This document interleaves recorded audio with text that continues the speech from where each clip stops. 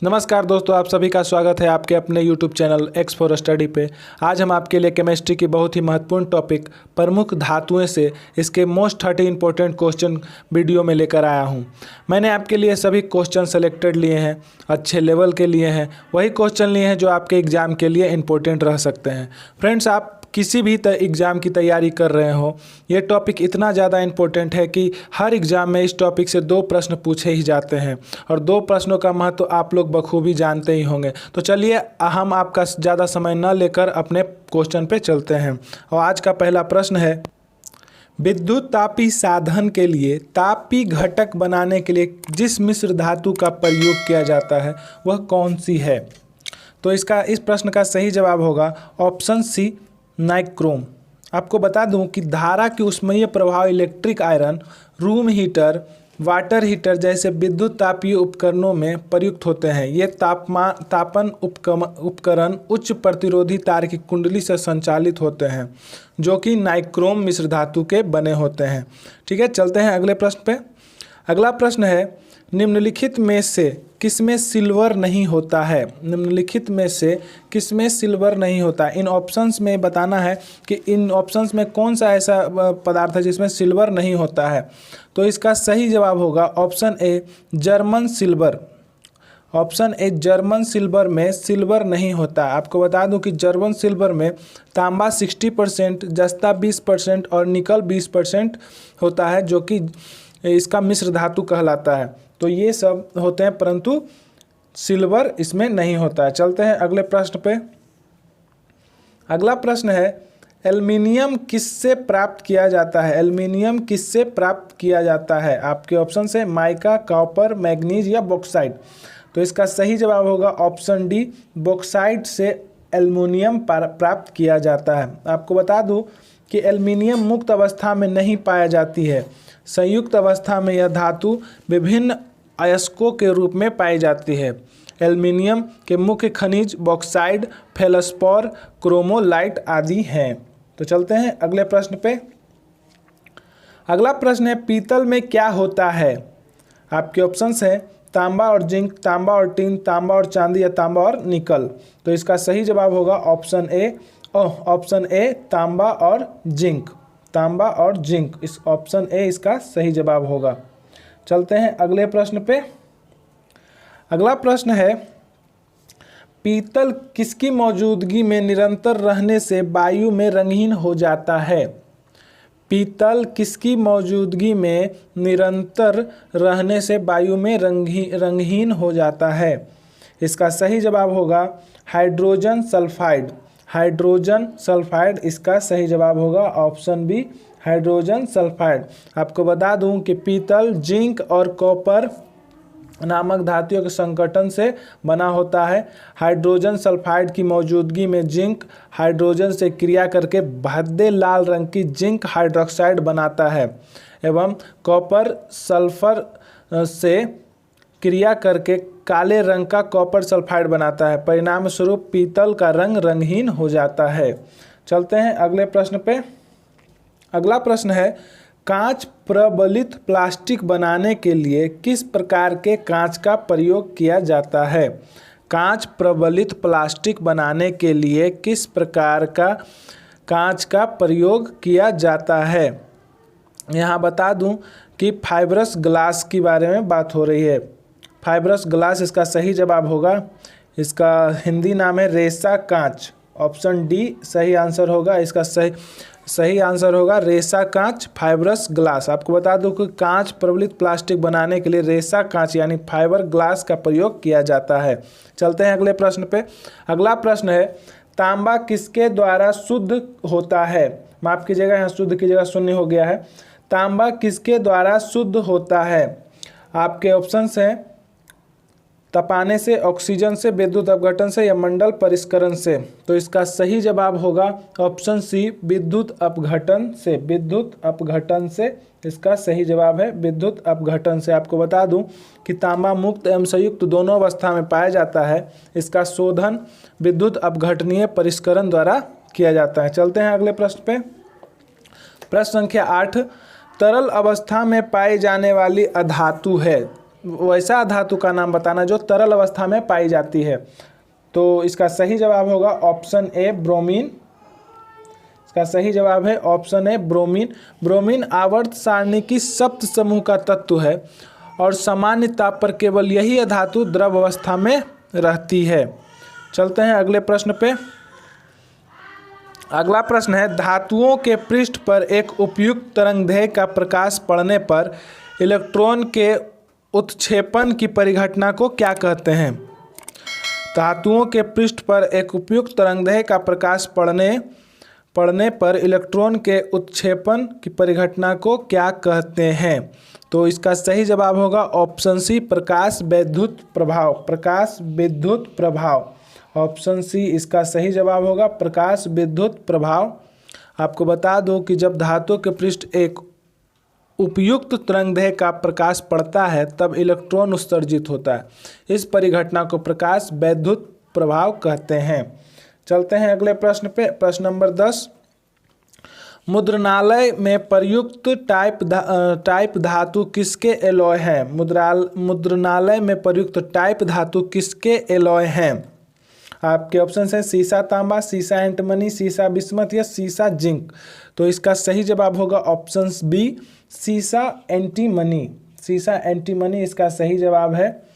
आपको बता दूं कि मुद्रालय में प्रयुक्त टाइप धातु सीसा एंटमनी और टीन के एलॉय होते हैं, जिसकी प्रतिशत मात्रा सीसा का होता है 60 से 86%, एंटीमनी की 11 से 30% और टीन की 3 से 20% के बीच में। तो चलते हैं अगले प्रश्न पे। अगला प्रश्न है, तीव्र सीसा विषाक्तता खालिस्तान भी कहते हैं। तीव्र सीसा विषाक्तता खालिस्तान मतलब किसको कहते हैं? इटाई, पलम्बिस्म, न्यूरेलिजिया या माइसिनोसिस। तो इसका सही जवाब होगा पलम्बिस्म। ऑप्शन बी पलम्बिस्म इसका सही जवाब होगा।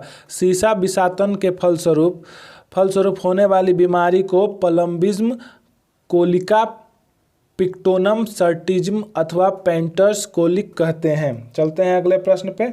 अगला प्रश्न है, निम्नलिखित में से किस धातु का गलनांक सबसे कम है? निम्नलिखित में से किस धातु का गलनांक सबसे कम है? आपके 4 ऑप्शंस हैं, इसमें का सही जवाब होगा ऑप्शन डी तांबा, माफ कीजिएगा ऑप्शन सी पारद। इसका सही जवाब होगा पारद, ऑप्शन सी इसका सही जवाब है पारद।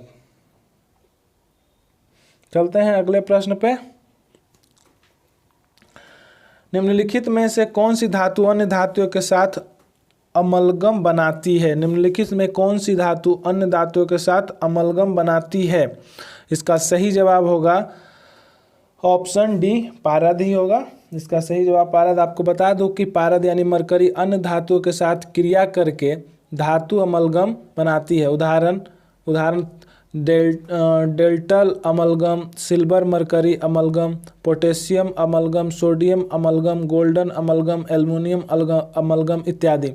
पारे का उपयोग अमलगम थर्मामीटर और सिंदूर बनाने में किया जाता है। आपके थर्मामीटर जिससे हम अपने बुखार या फीवर को जांचते हैं उसमें क्या होता है? पारा ही होता है। चलते हैं अगले प्रश्न पे। अगला प्रश्न है, अमलगम धातु है जिसमें आधार धातु है। अमलगम धातु है जिसमें आधार धातु है। आपके ऑप्शन से एल्युमिनियम, पारा, तांबा या जिंक। अमलगम धातु है जिसमें आधार धातु है एल्युमिनियम, पारा, तांबा या जिंक। माफ कीजिएगा पारा की जगह नारा आ गया है। इसका सही जवाब होगा पारा, ऑप्शन बी पारा इसका सही जवाब होगा। चलते हैं अगले प्रश्न पे। अगला प्रश्न है, बेयर का अभिकर्मक क्या होता है? बेयर का अभिकर्मक क्या होता है? इसका सही जवाब है ऑप्शन ए क्षारीय पोटेशियम परमैंगनेट। क्षारीय पोटेशियम परमैंगनेट इसका सही जवाब होगा, क्षारीय पोटेशियम परमैंगनेट। आपको बता दूं कि बेयर का अभिकर्मक क्षारीय पोटेशियम परमैंगनेट KMnO4 है। KMnO4 होता है। चलते हैं अगले प्रश्न पे। अगला प्रश्न है, किसी विद्युत अपघट्य की असंलग्नता का स्तर किस पर निर्भर करता है? किसी विद्युत अपघट्य की असंलग्नता का स्तर किस पर निर्भर करता है? तो इसका सही जवाब होगा ऑप्शन ए, तनुता पे निर्भर करता है। आपको बता दो, किसी विद्युत के अपघट्य की असंलग्नता का स्तर निम्न चीज़ों पर निर्भर करता है, जैसे कि विलय की प्रकृति पर, विलायक की प्रकृति पर। तनुता बढ़ाने के साथ किसी विद्युत अपघट्य की असंलग्नता के स्तर में वृद्धि होती है। तापमान पर। पांचवा है कि अन्य आयनों की उपस्थिति पर। तो बहुत सारा कारण है जिससे विद्युत अपघट्य की असंलग्नता का स्तर निर्भर करता है, परंतु इसमें दिया हुआ है तनुता, तो इसका सही जवाब होगा तनुता। चलते हैं अगले प्रश्न पे। अगला प्रश्न है, लोहे को जंग किसके कारण लगता है? लोहे को जंग किसके कारण लगता है? तो इसका सही जवाब होगा ऑप्शन ए, ऑक्सीजन के कारण। ऑक्सीकरण के कारण। ऑक्सीकरण के कारण। इसका सही जवाब होगा ऑक्सीकरण के कारण लोहे को जंग लगता है। चलते हैं अगले प्रश्न पे। अगला प्रश्न है कि लोहे में बहुत शीघ्र जंग कहाँ लगती है? लोहे में बहुत शीघ्र जंग कहाँ लगती है? ऑप्शन है वर्षा के जल में, समुद्र के जल में, अशुद्ध जल में या नाम के जल में। तो इसका सही जवाब होगा, इसका सही जवाब है ऑप्शन सी, अशुद्ध जल में। अशुद्ध जल में लोहे को बहुत जल्दी जंग लगता है। चलते हैं अगले प्रश्न पे। अगले प्रश्न पे जाने से पहले एक चीज़ बता दूं कि लोहा जब जल या हवा की मौजूदगी में जब ऑक्सीजन से अभिक्रिया करता है तो जंग बन जाता है। जंग लोहे के संक्षारण में अहम भूमिका निभाता है। ऐसा जल जिसमें नमक उपस्थित रहता है उसे, जैसे समुद्र जल में, लोहे को शीघ्र जंग लग जाती है। चलते हैं अगले प्रश्न पे। अगला प्रश्न है, जब लोहे में जंग लगता है तो उसके भार में क्या परिवर्तन होता है? तो इसका सही जवाब होगा कि उसका भार बढ़ जाता है, यानी बढ़ता है। ऑप्शन ए इसका सही जवाब होगा, बढ़ता है। अगला प्रश्न है, लोहे में जंग लगना क्या है? लोहे में जंग लगना क्या है? तो आपके ऑप्शन है भौतिक परिवर्तन, विद्युत रसायन परिवर्तन, विद्युत परिवर्तन या उपयुक्त में से कोई नहीं। तो इसका सही जवाब होगा उपयुक्त में से कोई नहीं। ना ही यह भौतिक परिवर्तन, ना ही विद्युत रासायनिक परिवर्तन है और ना ही विद्युत परिवर्तन है। तो इसका सही जवाब होगा कोई नहीं। चलते हैं अगले प्रश्न पे। अगला प्रश्न है, निम्नलिखित में से क्या रासायनिक अभिक्रिया नहीं है? निम्नलिखित में से क्या रासायनिक अभिक्रिया नहीं है? आपके ऑप्शन है कागज का जलना, भोजन का पचना, पानी का भाप में बदलना या कोयले का जलना। तो इसका सही जवाब होगा पानी का भाप में बदलना, ऑप्शन सी। पानी का भाप में बदलना रासायनिक अभिक्रिया नहीं है। चलते हैं अगले प्रश्न पे। अगला प्रश्न है, यदि किसी व्यक्ति को बंदूक की गोली लगने पर उसके शरीर के सभी गोलियां नहीं निकाली जाती तो निम्नलिखित में से किसके कारण उसके शरीर में जहर फैल जाएगा? यदि किसी व्यक्ति को बंदूक की गोली लगने पर उसके शरीर के सभी गोलियां नहीं निकाली जाती तो निम्नलिखित में से किसके कारण उसके शरीर में जहर फैल जाएगा? ये आपके ऑप्शन है पारा, सीसा, लोहा, आर्सेनिक। तो इसका सही जवाब होगा ऑप्शन बी, सीसा। सीसा इसका सही जवाब होगा। आपको बता दूं कि यदि किसी व्यक्ति को बंदूक की गोली लगने पर उसके शरीर में सभी गोलियां नहीं निकाली जाती हैं तो सीसा की उपस्थिति के कारण उसके शरीर में जहर फैल जाता है। चलते हैं अगले प्रश्न पर। अगला प्रश्न है, स्वर्ण की शुद्धता कैरेट में व्यक्त की जाती है? स्वर्ण का शुद्धतम रूप होता है। आपको बता दो कि स्वर्ण मतलब सोना की शुद्धता कैरेट में व्यक्त की जाती है। तो अब बताया जा रहा है कि स्वर्ण की शुद्धतम रूप क्या होता है? शुद्धतम रूप ऑप्शन में दिया हुआ है 24 कैरेट, 99.6 कैरेट, 91.6 कैरेट या 22 कैरेट। तो इसका सही जवाब होगा, ऑब्वियसली सब जानते ही होंगे, 24 कैरेट। इसका सही जवाब है 24 कैरेट। चलते हैं अगले प्रश्न पे। अगला प्रश्न है, जर्मन सिल्वर में निम्नलिखित धातुएं होती हैं? जर्मन सिल्वर में निम्नलिखित धातुएं होती हैं। आपके ऑप्शंस हैं जस्ता, तांबा, जस्ता और निकेल, तांबा, जस्ता, एल्युमिनियम, तांबा, जस्ता और सिल्वर, जस्ता, सिल्वर और निकेल। तो इसका सही जवाब होगा ऑप्शन इसका सही जवाब है ऑप्शन ए, तांबा, जस्ता और निकेल। तांबा, जस्ता और निकेल इसका सही जवाब होगा ऑप्शन नंबर 1। चलते हैं लास्ट क्वेश्चन पे। माफ़ कीजिएगा 25वां नंबर क्वेश्चन, बर्तन बनाने में प्रयुक्त जर्मन सिल्वर एक मिश्र धातु एलॉय है, किसका? कॉपर, सिल्वर, निकेल का। तो इसका सही जवाब होगा कॉपर, जिंक, निकेल का। कॉपर, जिंक, निकेल का। चलते हैं अगले प्रश्न पे। अगला प्रश्न है, जर्मन सिल्वर में निम्नलिखित में कौन सा नहीं होता है? जर्मन सिल्वर में निम्नलिखित में कौन सा नहीं होता है?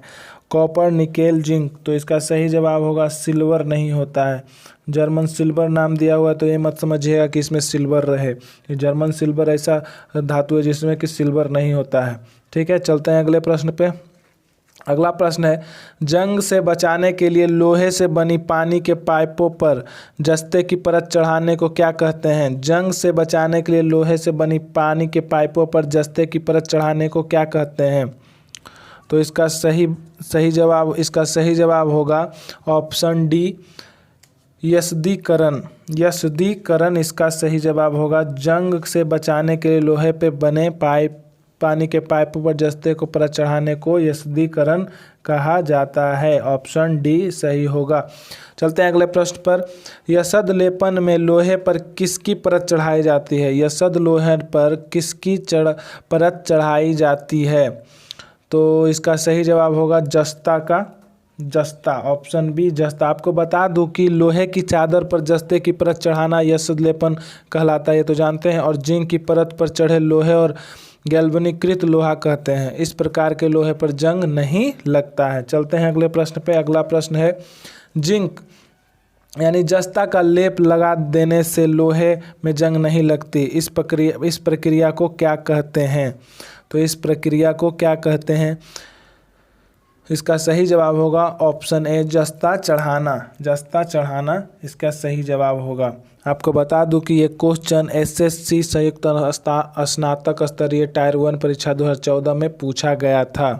चलते हैं आज के अंतिम क्वेश्चन पे। आज का अंतिम क्वेश्चन है, निम्न में से किसमें शीशे की मात्रा अधिक होती है? निम्न में से किसमें शीशे की मात्रा अधिक होती है या अधिक पाई जाती है? आपके ऑप्शन से कोयला, खाना पकाने की गैस, उच्च ऑक्टेन वाला ईंधन, निम्न ऑक्टेन वाला ईंधन। तो इसका सही जवाब होगा उच्च ऑक्टेन वाला ईंधन। ऑप्शन सी इसका सही जवाब है। आपको बता दूं कि शीशे की मात्रा उच्च ऑक्टेन वाले ईंधन में सबसे अधिक होती है। नमस्कार दोस्तों, आज के लिए बस इतना ही। मिलते हैं अगले वीडियो में। धन्यवाद।